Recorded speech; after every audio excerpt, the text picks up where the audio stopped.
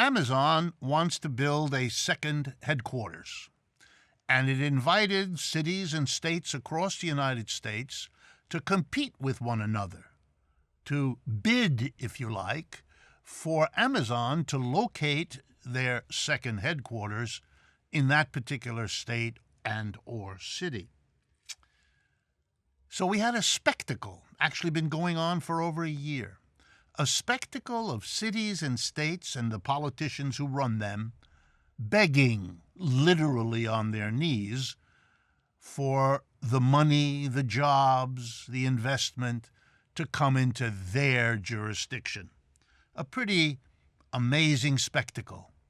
Democratic institutions, or at least supposedly so, begging for corporations to do what they otherwise would have to do without being begged.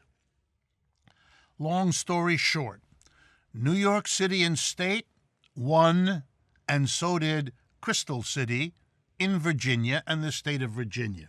Together, these jurisdictions, states and cities, will bring a split headquarters, two parts, one to the suburbs of Washington, D.C., and the other to the suburb, or actually part of, New York City, on the edges of New York City.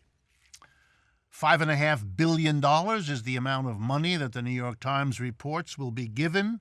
That's taxpayer money will be given to an already highly profitable company that has made its CEO the richest person on earth.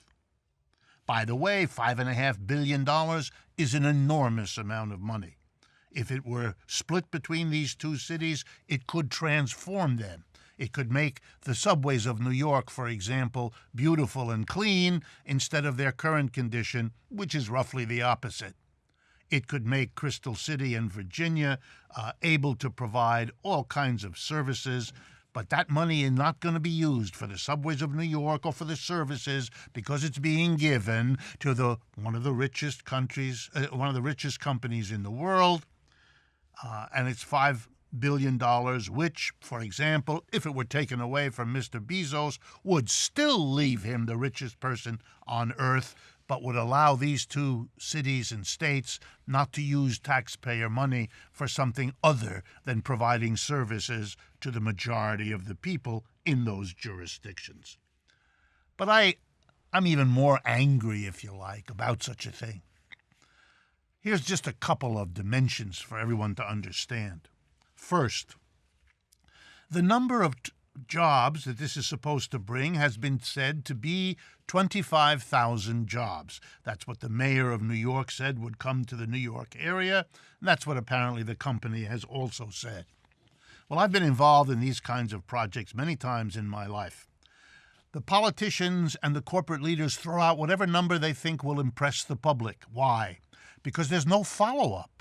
No one ever knows how many jobs were created. Were they created of the type of jobs that were promised, at the salaries that were promised, in the time frame that was promised? The answer is nobody checks, nobody follows up, we'll never know.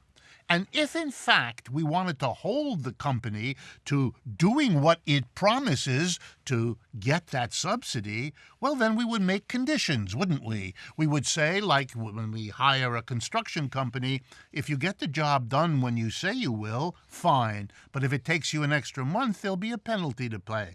Why not say to Amazon, you create the job, 25,000 jobs at the salaries you've said, and you do it within 2 years, or we go back and collect the taxes you should have paid anyway, rather than give you a subsidy because you haven't delivered on your glowing promises.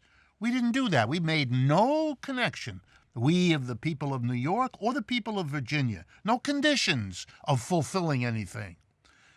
The $5.5 billion that will be given of taxpayers' money will generate many good profits for Amazon. The profits will be kept private for Amazon.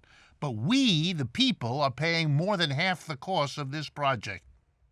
Socialization of the costs, privatization of the profits. That's how American capitalism works, and this is as ugly an example of the undemocratic injustice of this system as anything I have seen in a long time.